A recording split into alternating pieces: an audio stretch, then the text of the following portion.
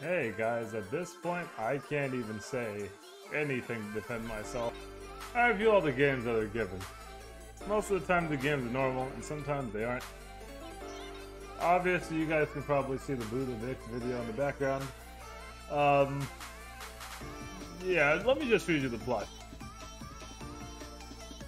Above skies, away from most people, lies the floating continent of Euphorium, a land of sexual fantasies isolated from everything else.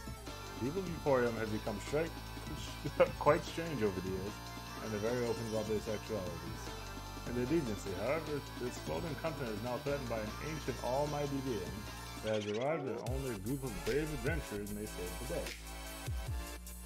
That seems normal enough, right? Because it is pretty normal. But it's pretty much like any simple lewd RPG Maker game. I played it for a while. The gameplay functions like any basic RPG would. There's full controller support, a ton of options to make the game easier on yourself, and if you did that to experience the plot, you can even turn monsters off entirely.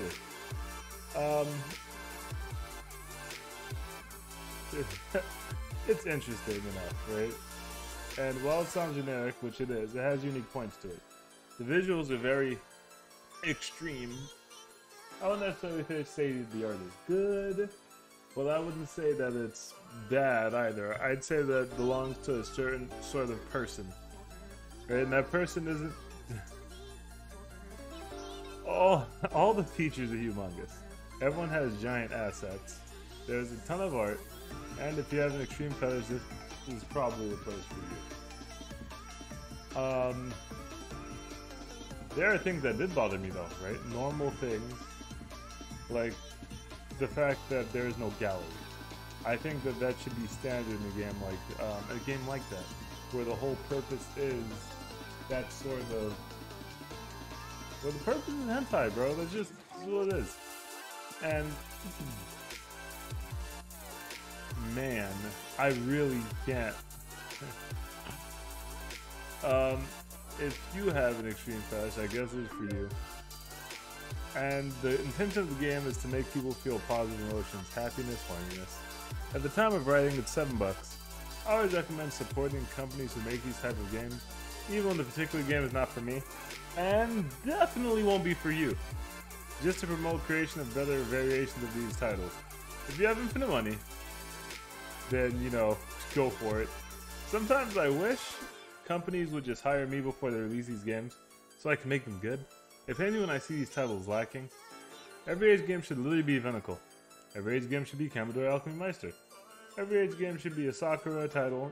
Every age game should be Mold of Paradise, Nikopara, Eokana, Hero, Harem Guild, Monster Island, and the list literally goes on forever.